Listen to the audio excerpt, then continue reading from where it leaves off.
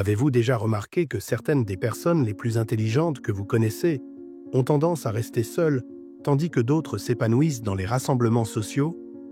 Ces personnes choisissent souvent la solitude, préférant leurs propres pensées au bavardage et aux obligations sociales. Pourquoi? Est-ce de l'arrogance, de la maladresse sociale, ou y a-t-il quelque chose de plus profond en jeu, quelque chose qui est enraciné dans la nature même de l'intelligence? L'un des penseurs les plus profonds à avoir exploré ce phénomène est Arthur Schopenhauer, un philosophe allemand connu pour sa vision du monde profondément pessimiste, mais brutalement honnête. Schopenhauer croyait que plus une personne comprend le monde, moins elle se sent encline à participer à ses futilités. Pour lui, l'intelligence n'était pas un avantage social, c'était une malédiction qui conduisait à l'aliénation. Pour comprendre pourquoi les individus intelligents se sentent souvent aliénés de la vie sociale, nous devons explorer la philosophie plus large d'Arthur Schopenhauer. C'était un pessimiste radical, convaincu que la vie était fondamentalement remplie de souffrances et que la plupart des gens se distraient de cette réalité par des plaisirs insignifiants et des conventions sociales. Schopenhauer croyait que la vraie sagesse ne vient pas de l'engagement avec le monde, mais du retrait de celui-ci. Il considérait la solitude comme le refuge naturel des personnes très intelligentes qui, contrairement à la majorité, ne pouvaient ignorer les douloureuses vérités de l'existence. Pour lui, plus une personne comprend, plus elle se détache des futilités qui divertissent la plupart des gens. L'une des idées les plus provocantes de Schopenhauer est que l'intelligence isole les individus de la majorité. Alors que la plupart des gens recherchent le plaisir dans les commérages, les divertissements et les relations superficielles, les individus intelligents recherchent un sens plus profond, quelque chose qui se trouve rarement dans les interactions sociales ordinaires. Il soutenait que la personne moyenne vit dans un monde d'illusions, de distractions et de désirs, tandis que l'esprit intelligent voit au-delà. Pour cette raison, les individus très intelligents ont souvent du mal à s'identifier aux activités courantes de la société. Ils se sentent seuls, non pas parce qu'ils n'aiment pas les gens, mais parce qu'ils trouvent rarement des esprits qui résonnent avec la profondeur de leurs pensées. Schopenhauer a saisi cette idée dans l'un de ses passages les plus célèbres. Un homme ne peut être lui-même que tant qu'il est seul. Et s'il n'aime pas la solitude, il n'aimera pas la liberté, car ce n'est que lorsqu'il est seul qu'il est vraiment libre. Pour Schopenhauer, la solitude n'est pas seulement une préférence, c'est une nécessité pour les grands esprits. Dans un monde où la plupart des gens sont absorbés par des futilités, l'individu intelligent trouve la liberté dans la solitude où il est libéré du bruit et des distractions de la société. Mais qu'est-ce qui rend la vie sociale si peu attrayante pour les individus très intelligents? Pourquoi se sentent-ils vidés par l'interaction plutôt que stimulés par elle? Pour répondre à cette question, nous devons examiner les différences fondamentales dans la façon dont l'intelligence façonne la perception et l'expérience. Pour la personne moyenne, la vie est quelque chose à apprécier, remplie de plaisir, d'interactions sociales et de distractions. Mais pour les individus très intelligents, la vie apparaît souvent sous un jour très différent.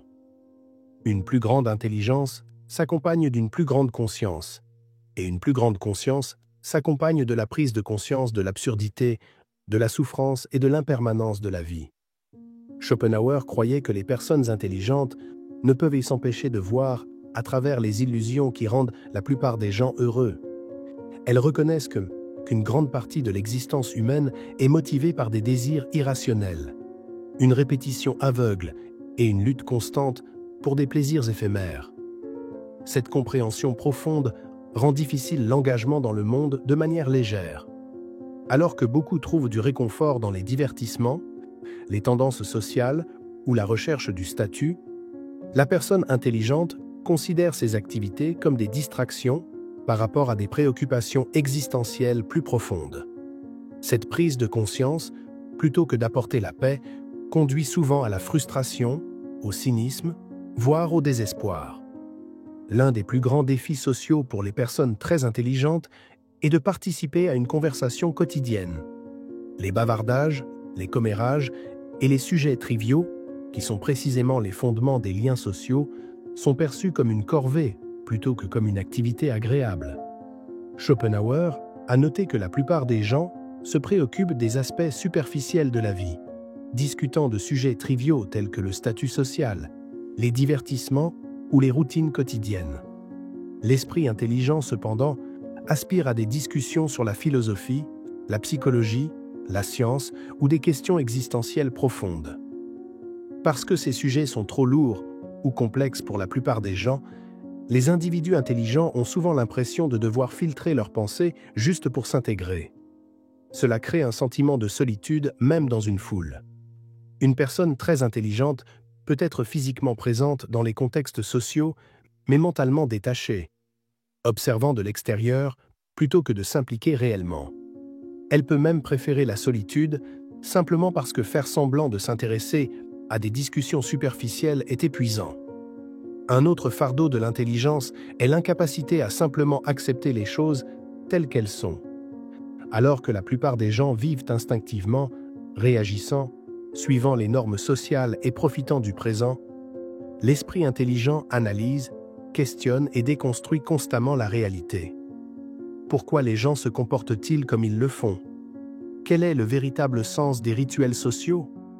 La vie elle-même n'est-elle qu'un cycle sans fin de souffrances et d'illusions? Ce questionnement incessant ne s'arrête pas même dans les interactions sociales. Au lieu de profiter de conversations informelles, l'individu intelligent dissèque souvent mentalement les motivations, les contradictions ou les absurdités sous-jacentes dans ce que les gens disent et font. Avec le temps, cette habitude de la réflexion profonde conduit à l'épuisement mental. La socialisation, qui devrait être une source de connexion et de joie, devient au contraire une activité épuisante, une analyse sans fin de la nature humaine et des constructions sociétales. Ce fardeau de la réflexion profonde conduit naturellement à une autre difficulté, la difficulté à nouer de véritables liens. Si les individus intelligents voient le monde différemment et ont du mal à interagir de manière superficielle, comment cela affecte-t-il leurs relations avec les autres? Pour les individus très intelligents, les interactions sociales semblent souvent artificielles, non pas parce qu'ils n'aiment pas les gens, mais parce qu'ils voient à travers les illusions qui maintiennent la vie sociale. Schopenhauer soutenait qu'une grande partie des interactions humaines reposent sur des faux semblants. Les gens disent ce qu'on attend d'eux, suivent des scénarios sociaux et se livrent à des rituels qui renforcent l'appartenance plutôt que les véritables liens. Pour l'esprit intelligent, ces interactions semblent souvent creuses ou artificielles. Pourquoi les gens se complimentent-ils sans sincérité? Pourquoi les groupes sociaux récompensent-ils la conformité plutôt que la pensée indépendante? Pourquoi le bavardage est-il une obligation plutôt qu'un choix? La plupart des gens ne remettent pas ces choses en question parce qu'elles font simplement partie des règles du jeu. Mais une personne intelligente ne peut s'empêcher de remarquer la performance et se sent souvent mal à l'aise d'y participer. Cela crée une déconnexion entre elle et la majorité, renforçant sa tendance à la solitude. L'une des formes les plus profondes de la solitude n'est pas l'isolement physique, mais l'isolement intellectuel et émotionnel, c'est-à-dire le sentiment d'avoir des pensées, des intérêts ou des perspectives auxquelles personne autour de soi ne peut vraiment s'identifier.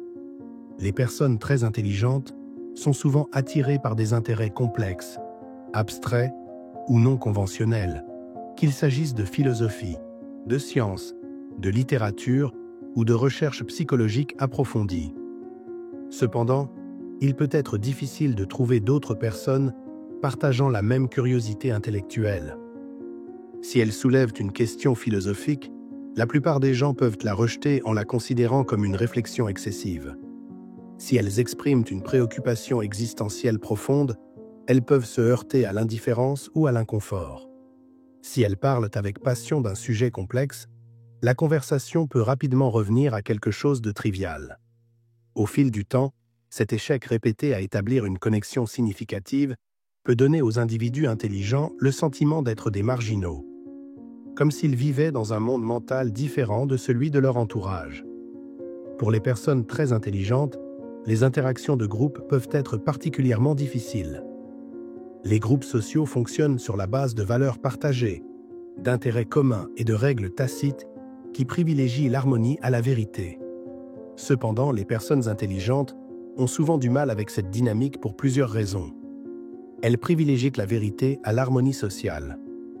Alors que la plupart des gens évitent les vérités désagréables pour maintenir la paix, les personnes intelligentes se sentent souvent obligées de signaler les contradictions, de remettre en question les hypothèses ou d'introduire des discussions plus approfondies.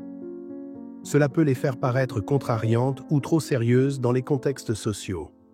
Ils ont du mal à créer des liens superficiels. De nombreuses interactions sociales tournent autour de divertissements partagés, de potins ou de discussions sur la vie quotidienne. Comme les personnes très intelligentes préfèrent à la profondeur, elles peuvent se sentir ennuyées ou déplacées dans les conversations de groupe. Ils manquent souvent d'instinct pour les signaux sociaux. Comme ils se concentrent sur les idées plutôt que sur la dynamique sociale, ils peuvent enfreindre involontairement des règles tacites, en étant trop directs, trop analytiques ou trop distants, dans des situations où les autres attendent de la chaleur et de la conformité. Par conséquent, ils peuvent soit se retirer complètement de la vie sociale, soit développer une personnalité qui leur permet de s'intégrer, mais au prix de la suppression de leurs véritables pensées et intérêts. Cette difficulté à établir des relations avec les autres conduit naturellement à une question importante. Si la vie sociale semble si aliénante, comment les individus intelligents trouvent-ils un sens à leur existence?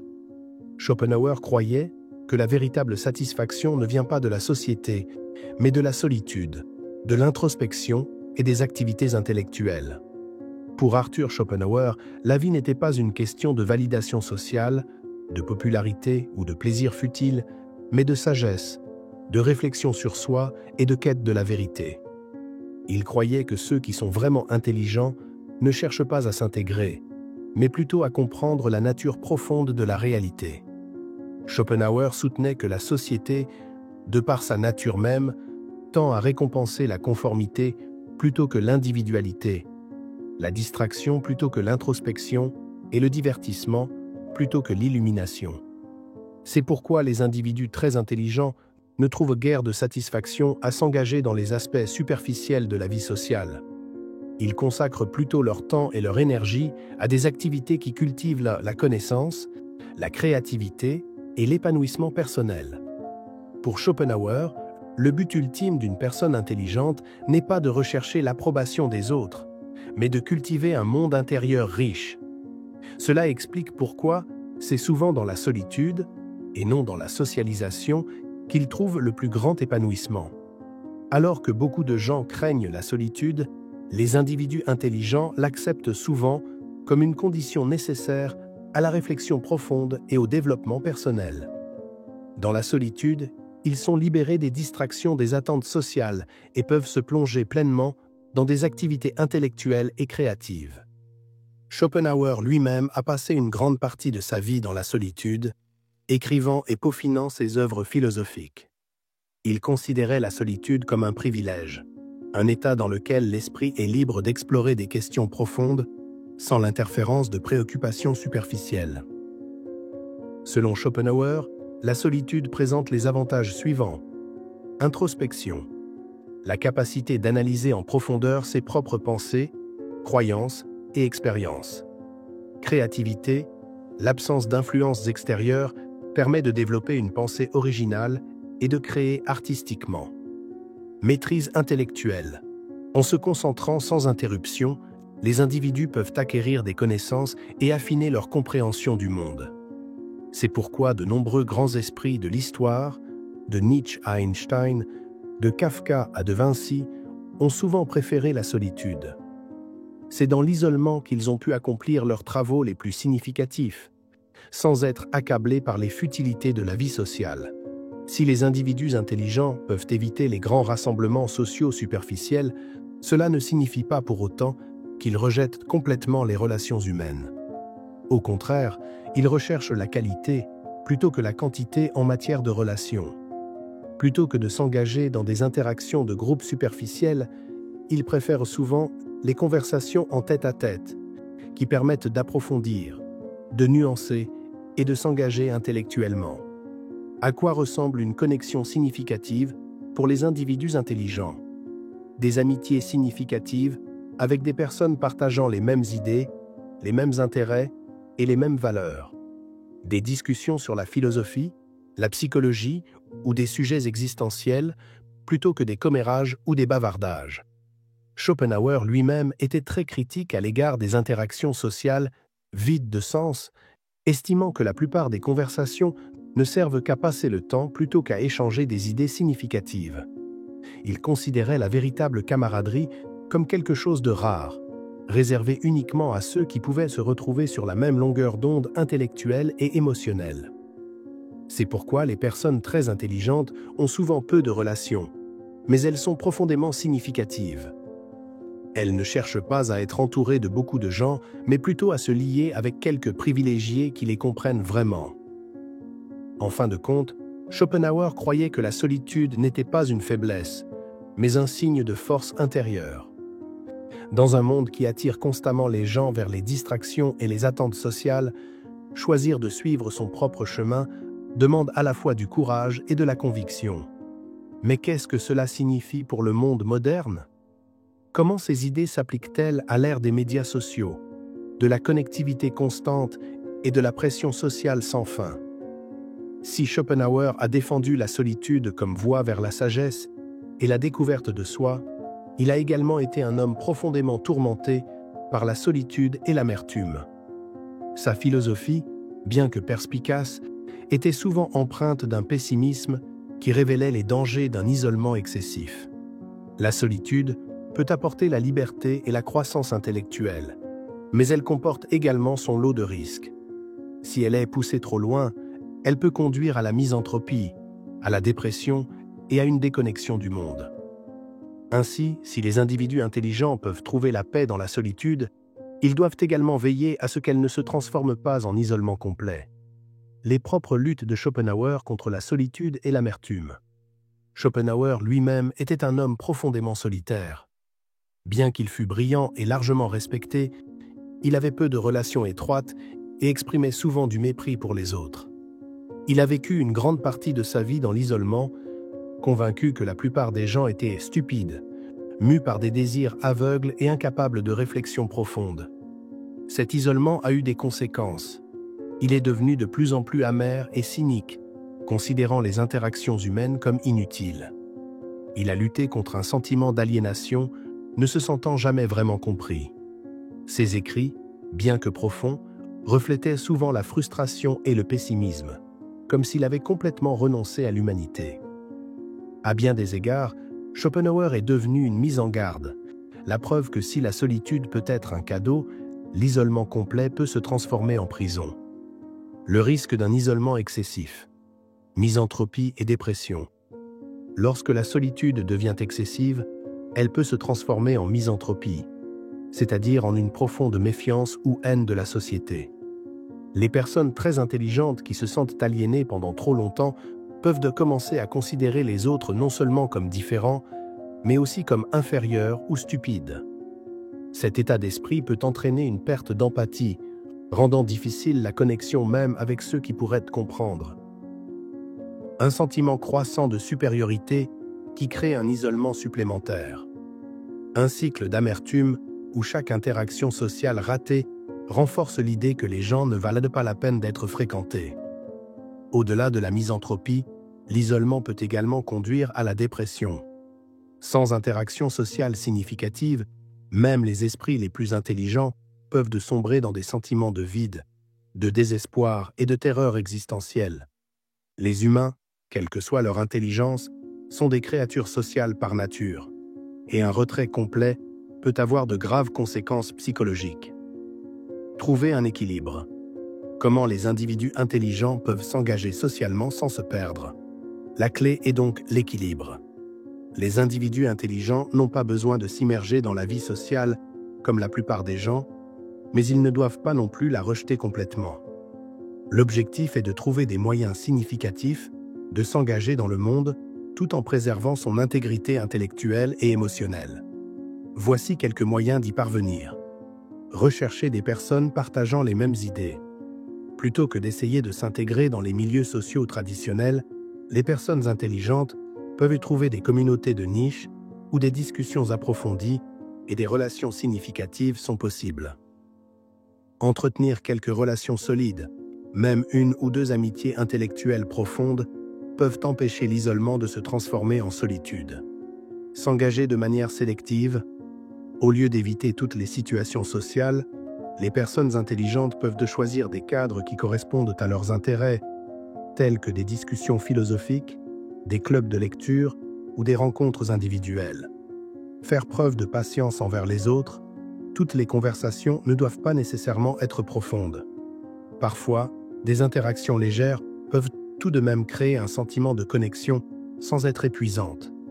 Schopenhauer a peut-être embrassé la solitude, mais même lui conviendrait probablement qu'une vie d'isolement complet n'est pas épanouissante. Le défi pour les individus intelligents n'est pas de rejeter complètement la vie sociale, mais de s'y engager selon leurs propres conditions, en choisissant la profondeur plutôt que la quantité, l'authenticité plutôt que la performance et la solitude plutôt que la socialisation forcée. Alors, qu'est-ce que tout cela signifie? La solitude est-elle une malédiction ou un don? L'intelligence condamne-t-elle à la solitude ou exige-t-elle simplement une manière différente d'interagir avec le monde? Schopenhauer considérait l'intelligence à la fois comme un don et une malédiction, un outil pour comprendre le monde, mais aussi une source d'aliénation. Plus on réfléchit profondément, plus il devient difficile de s'engager dans la vie sociale ordinaire. Pourtant, la solitude est un paradoxe. Elle nourrit la sagesse, mais trop de solitude peut conduire à la solitude. Si les individus intelligents peuvent préférer l'isolement, ils ont toujours besoin de relations significatives. La clé n'est pas le retrait total, mais l'engagement sélectif. Choisir la profondeur plutôt que la quantité, la solitude plutôt que la superficialité et l'authenticité plutôt que la conformité. La solitude de l'intelligence est-elle donc inévitable? Ou existe-t-il un moyen de combler le fossé sans se perdre? Telle est la véritable question.